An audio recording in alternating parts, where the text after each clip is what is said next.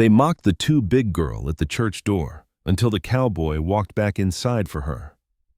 The bell was still ringing when they started laughing at her dress. Sunday sunlight spilled over the church and across the packed yard, catching on bonnets and shirts and polished boots. But that brightness only made her feel bigger, heavier, wrong as she tried to move through the doorway like every other soul in town. Mary Ellen paused at the bottom step, fingers tightening on the worn Bible her mama had left her, and she heard it. First a whisper from the cluster of young women near the rail, then a sharper titter that cut clean through the hymn still echoing from inside. "Look at her taking up the whole door," one of them said, not even bothering to lower her voice, and another added, "They ought to widen the frame if she meant to come through every Sunday." A boy near the hitching post snorted so loud his pa cuffed him, but the man's mouth twitched like he was holding back a grin, and the sound of it hit Mary Ellen harder than any slap. Her cheeks burned under the plain straw hat, and for a heartbeat she thought if she just kept climbing the steps, just kept her eyes on the dark doorway, they might hush and pretend they hadn't said a thing.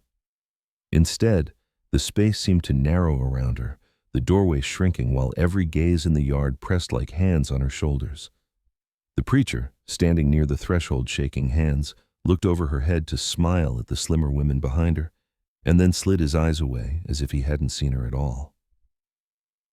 "Best let the others through first," one of the matrons murmured in that tight, falsely sweet voice, touching Mary Ellen's arm as if she might redirect a cow, not a woman. "You can come in once it empties a bit, dear. No sense blocking the door." The word blocking landed like a stone in her chest. For a moment she thought she might be sick right there on the steps, with the hymn still ghosting through the open windows and the Lord's name painted over the lintel. Some wild part of her wanted to shove past them, to prove she belonged in a pew same as any of them. Instead, her feet betrayed her and stepped backward down the stair, the world swimming in a blur of faces she'd known all her life and never truly seen until this moment.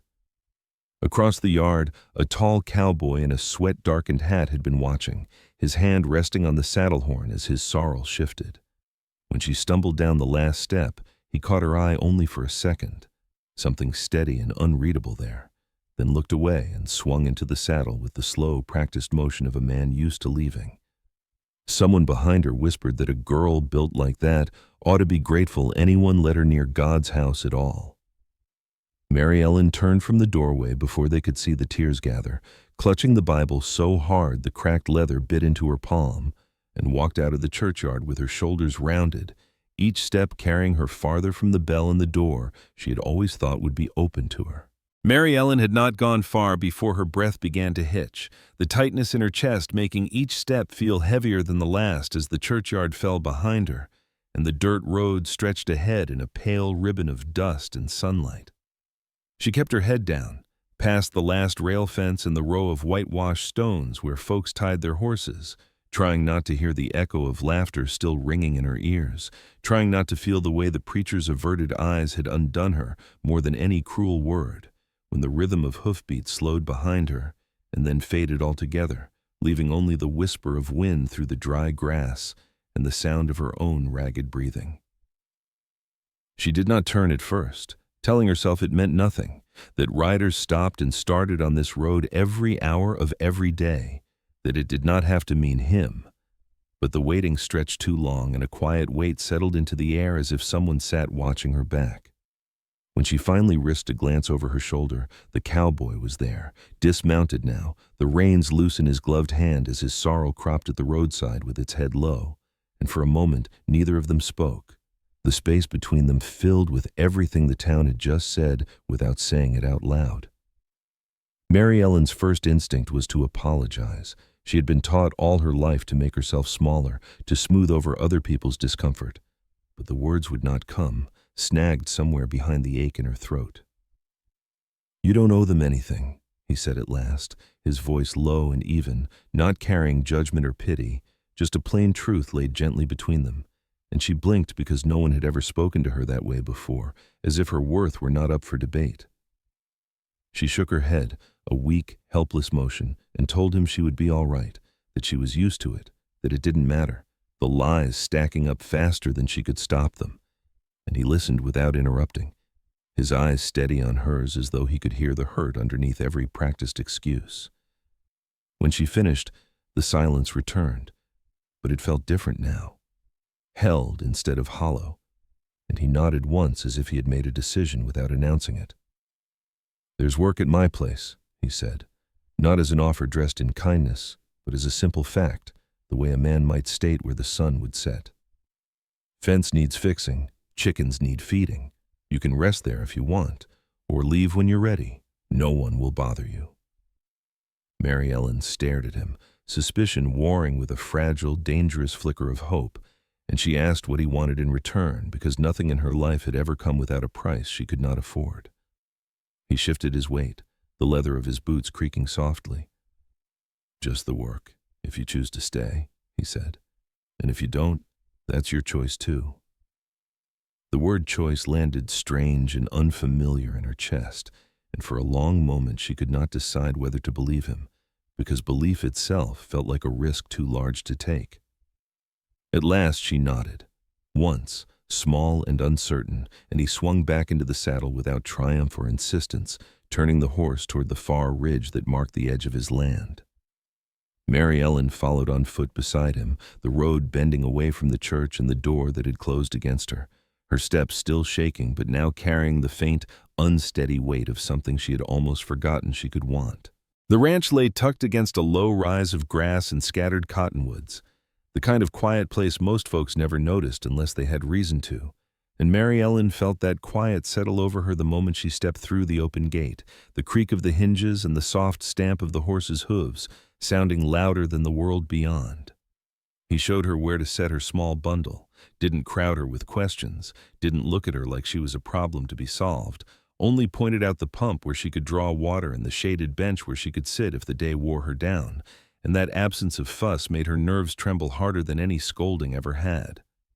She washed her face and hands at the pump, the cold shock of the water pulling her back into her own body after the long floating walk from town, and when she turned, she found him already at work on a loose fence post, sleeves rolled, hat set low over his eyes as if labor were the only language he trusted himself to speak just yet.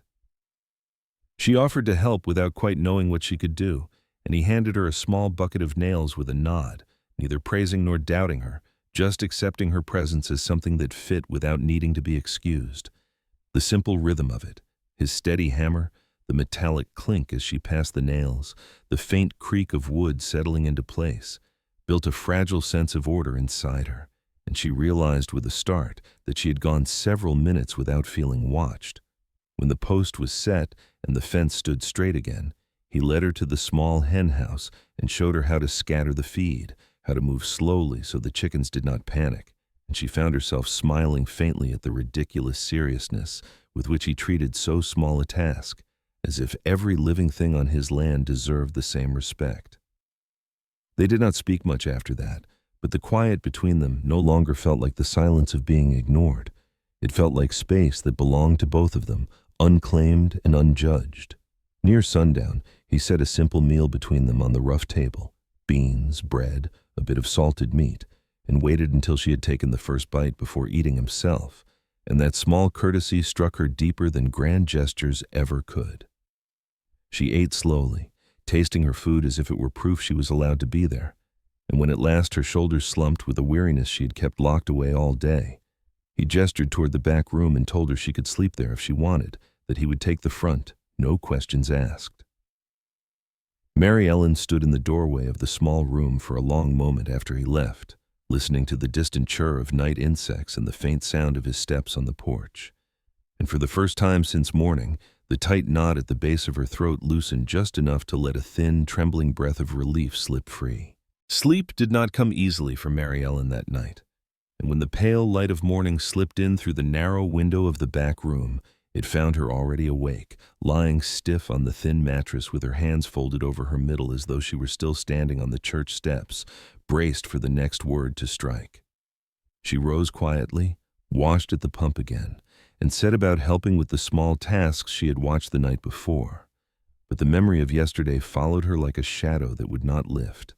and sometime after the sun cleared the rise, When the cowboy returned from mending a stretch of fence along the far boundary, he found her sitting on the bench with her eyes fixed on the dirt at her feet,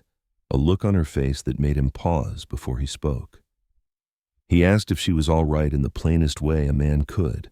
and the question broke something open that she had kept sealed for years, because instead of the quick lie she had practiced all her life, the truth came out in a low, uneven rush that surprised her as much as it did him. She told him she had always been big, even as a child, bigger than her sisters, bigger than the other girls in school, and how her mama had tried to tell her it meant she would grow into her strength. But the town had decided long before she had any say in it that her size was her only story. She told him how the boys dared each other to ask her to dances as a joke, how the other girls learned to smile kindly at her and then turn away as soon as their backs were safe, how the word plenty followed her through the years like it meant something shameful instead of whole. Her papa, worn thin by debts and quiet disappointments, had grown bitter and sharp with her, telling her more than once that a girl shaped like her had best make herself useful at home because no man would ever come calling. And when her mama died, he said it again like it was a kindness this time, like he was only being honest with her so she would not hope for things that were never meant for her. She spoke of the church last, of how she clung to it because she believed God might see her differently than the town did, believing that if she was patient and humble enough, he might one day open a door no one else would, and how yesterday, standing on those steps, she realized the town had built the door and decided who fit through it long before she ever reached for the handle. The words left her shaking, each confession like a weight she had carried alone for so long she had forgotten how heavy it was until she set it down. The cowboy did not interrupt, did not rush her toward comfort or correction, only listened with his head bowed slightly, his hands resting on his knees as if the story itself deserved the same stillness. He showed a skittish horse, and when she ran out of words, she stared at the ground in sudden burning shame, afraid she had said too much and proven every fear she had ever had about herself. After a long moment, he told her quietly that people were often loud about what they did not understand and cruel about what they could not control, and that the size of a body had nothing to do with the measure of a soul, and the simplicity of it made her chest ache because no one had ever said it as if it were just a fact before. She did not answer right away, but when she finally looked up, there was something new in her eyes alongside the old hurt, a fragile question of whether a different life might even be possible. And for the first time since she could remember, she did not feel entirely foolish for wanting to believe it. Morning softened into a rhythm Mary Ellen had never known, the kind built not on watching for the next sharp word, but on simple, steady purpose. And she found herself rising with the sun to help at the pump, gathering eggs with careful hands that no longer shook as badly, learning which boards along the porch would groan and which step by the fence leaned just enough to tip the bucket if she wasn't mindful. The cowboy showed her small things without ceremony, how to check a saddle strap for wear, how to recognize when a chick was too weak to survive the day. And in those lessons, she felt an unfamiliar warmth take root, the sense of being trusted with something that mattered, no matter how small it seemed. She worked harder than she ever had at her father's place, not because she feared reproach, but because each completed task felt like a quiet claim on the space she now occupied. And when she caught her reflection in the dark glass of the small window above the wash basin, she stood a little straighter than before, the line of her shoulders no longer folded inward as if she were trying to disappear. They still spoke sparingly, but the silences between them grew companionable, filled with the ordinary sounds of life, water drawing, hens fussing, wind through cottonwood leaves. And once, when a sudden rain came hard and fast out of a clear sky, she laughed in surprise as they scrambled to bring in a sack of feed together, her voice catching him off guard so completely that he stared at her a second too long and then looked away, a faint color rising under the dust on his cheek. In the afternoons she mended, her broad fingers awkward at first with needle and thread and then steadily more sure, repairing tears in his shirts and smoothing worn places in the quilts. And he accepted the things she fixed without question, as if it were the most natural arrangement in the world. With each passing day, the memory of the church steps dimmed just enough to let in other memories, of cool shade under the cottonwoods, of shared meals eaten without hurry, of the weight of honest work in her muscles as she sank onto the bench at dusk. And though fear still lived inside her like an old ache that flared without warning, it was no longer the only thing she carried. By the fifth evening, she found herself humming while she washed the supper dishes, a sound so soft she did not realize she was making it until she saw him pause at the door and listen for a moment before moving on. And the small, unguarded expression on his face then made her suddenly shy, as if the hope she was trying not to name had become briefly visible to someone else. The sound of hooves on packed earth reached Mary Ellen just as the sun tipped toward late afternoon, a heavy, deliberate rhythm that did not belong to any familiar neighbor, and the unease that stirred in her chest sharpened when she saw the cowboy straighten slowly from the fence line and shade his eyes toward the road, his whole body going still in that way of a man who senses trouble before it arrives. 3 riders came into view first, then a 4th behind them, spreading out as they crossed onto his land without pause or greeting, dust hanging low around their boots. And when they reined in near the porch, the preacher slid down from his saddle with a stiffness that did not match the righteous certainty in his voice as he called out the cowboy's name like he was announcing a debt long overdue. Mary Ellen hovered at the open doorway, every instinct urging her to retreat into the shadows, but she could not look away as her father dismounted last, his jaw set, eyes fixed on her as if the days she had been gone were an insult she had flung at him on purpose. And behind them, the sheriff leaned on his saddle horn with the loose readiness of a man who meant to listen only just long enough to justify what he already planned to do. The preacher spoke first, his words dressed in scripture and concern, saying that a young woman had been tempted away from her proper guidance, that a scandal had been stirred in God's house, and that it was now their duty to return things to order before the whole town lost its footing. And when he gestured toward Mary Ellen, she felt the old shame leap back into her throat like it had never left. Her father said less but meant more, telling her to come back and apologize properly this time, to answer for the trouble she'd made and the eyes she'd drawn. And when she faltered, he added in a low, cutting tone that she had already embarrassed him enough without dragging a stranger into it, the word stranger landing on the cowboy like a challenge. The cowboy listened without interrupting, his face unreadable. And then the sheriff spoke at last, matter-of-fact and cold, saying the town would be gathering again tomorrow after service so the girl could set matters straight before everyone to spare her worst consequence, and the unspoken edges of that warning curled through the air like smoke. Mary Ellen's knees weakened at the thought of standing once more before the crowd that had already measured and dismissed her, and she shook her head in helpless refusal, even as her father reached out as if to haul her forward by force. The cowboy stepped between them in a single quiet movement that needed no threat to make its meaning clear, his hand not on a weapon, but lifted just enough to halt what was coming. And for a moment, the yard held its breath in a dangerous stillness that made Mary Ellen's pulse roar in her ears. The preacher's mouth tightened, the sheriff's eyes narrowed, and her father laughed a short, bitter sound that held no humor at all, saying they would see what was decided tomorrow when the whole town was watching, because no one, no matter how tall or steady, got to stand between a daughter and the judgment she had earned. As they turned their horses back toward the road, the dust rising again around them, Mary Ellen realized with sinking clarity that the door she had fled was about to be forced open a second time, and this time the shame would be heavier, the crowd thicker, and the cost of refusing far greater than she had ever known. The ranch felt smaller after they left, as if the echo of their words had settled into the walls and drawn them inward. And Mary Ellen stood rooted to the porch boards long after the dust from the rider's departure had drifted away, the future tightening around her with every shallow breath she took, until at last she turned toward the cowboy with a look of raw, frightened honesty that stripped away every careful layer she had learned to wear.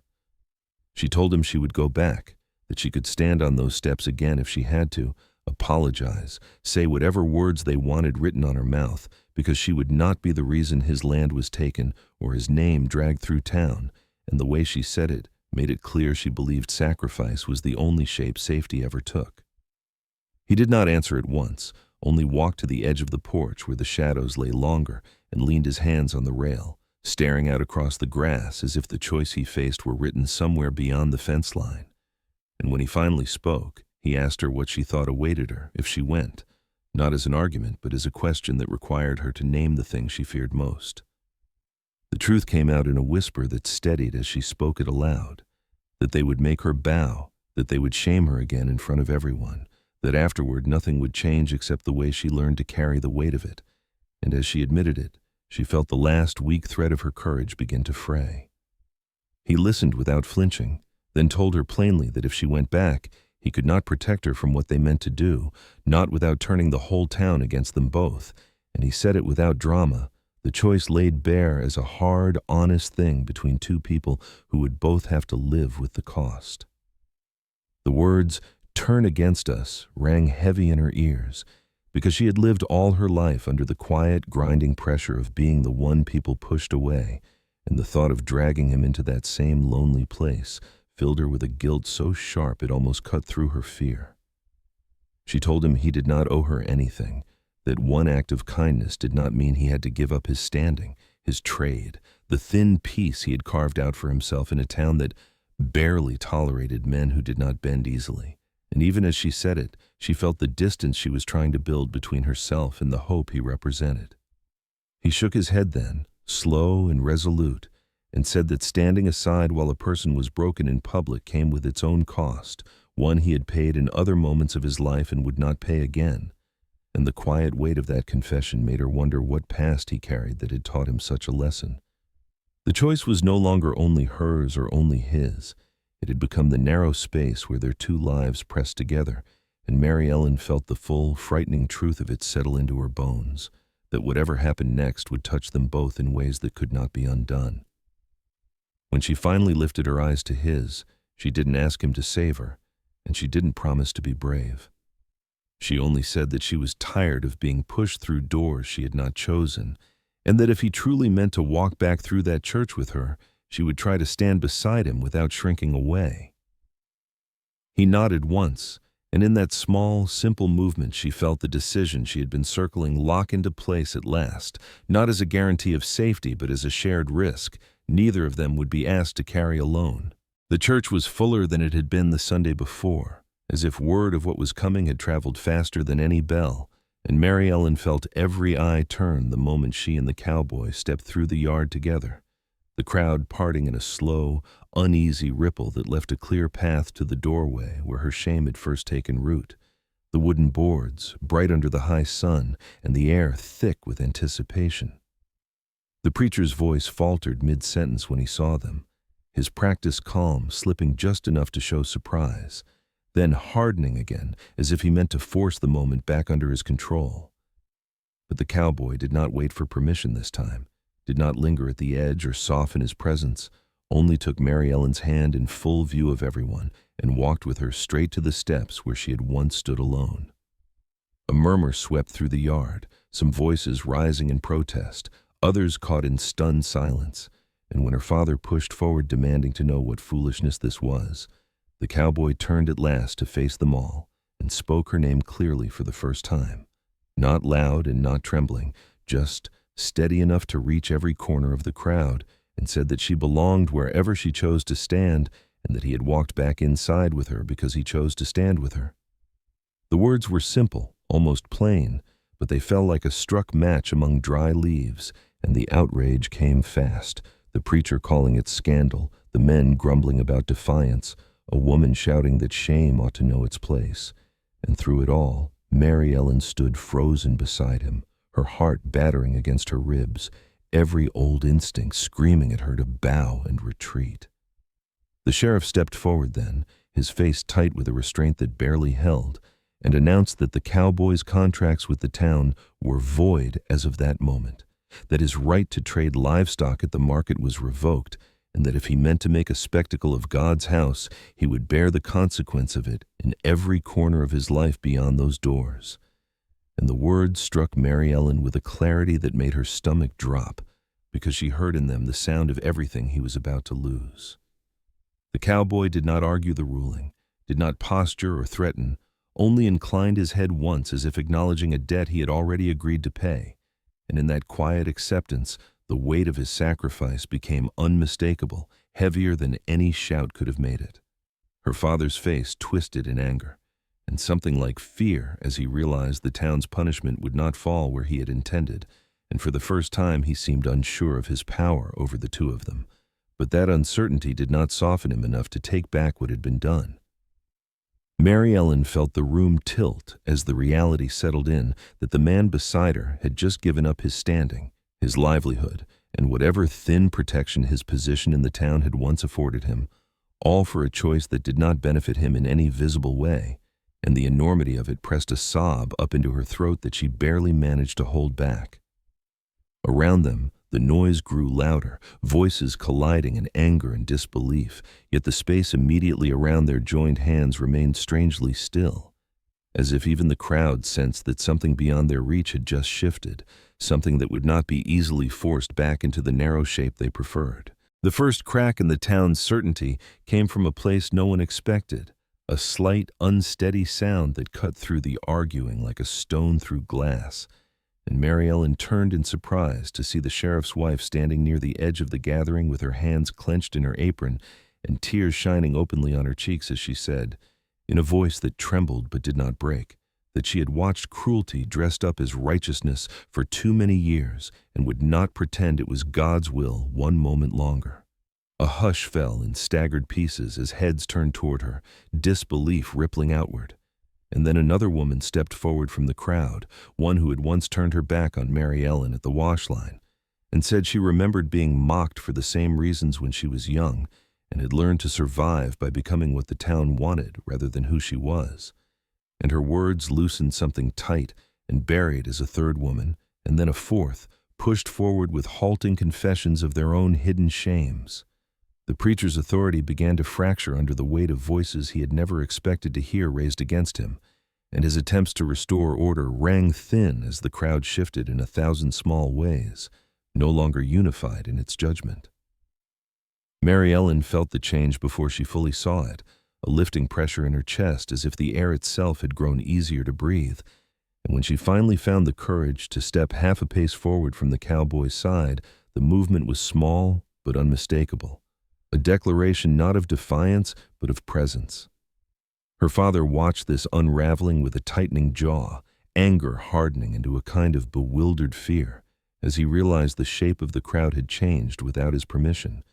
and when he tried once more to claim her with a sharp call of her name, his voice no longer carried the certainty it once had. The preacher, stripped of the righteousness that had shielded him, spoke again of order and repentance, but his words floated uncertainly now, and the people who had once nodded along began to look at one another instead. At last the sheriff himself shifted his weight and said, not loudly, that perhaps the matter had already been decided by too many hearts to be forced back into the narrow truth they had been offered, and in that quiet admission, the town's stance tilted irreversibly. Mary Ellen felt the full meaning of it flood through her then, not as triumph, not as victory over those who had hurt her, but as a simple, astonishing release from the certainty that she must always be what others named her. And when she lifted her face to the cowboy, the calm she saw reflected there told her that the worst of the storm had passed, even if the ground it left behind would never be the same again. The ranch was waiting for them in the soft hush of evening, the light low and forgiving, as if the day itself meant to lay no further claim on what they had already endured. And Mary Ellen felt the familiar creak of the gate beneath her palm as a steadying reminder that this place did not ask her to be smaller to enter it. The cowboy led the sorrel to water and loosened the tack with the same patient care he always used, and she moved through the small house, lighting the lamp and setting out the bread and beans without hurry, her hands no longer trembling as they once had, because for the first time in her life, the future did not feel like a thing waiting to close in on her back. They ate quietly. The kind of quiet that held comfort rather than uncertainty, and when the simple meal was finished, she stepped onto the porch to watch the last of the sun slip behind the rise, the sky deepening into colors she had never learned to name, only to feel the weight of his jacket settle around her shoulders without ceremony, warm from where he had worn it before handing it over as if it were the most ordinary gesture in the world. She told him then, in a voice that surprised her with its steadiness, that she had spent so long believing she was a thing to be endured, that she had never imagined being chosen could feel as unremarkable and as right as this. and he answered that choice was only loud when it was wrong, that the truest ones moved quietly because they had nothing to prove. The town would not welcome him as it once had, and the work ahead would be harder without the trade and the contracts he had lost.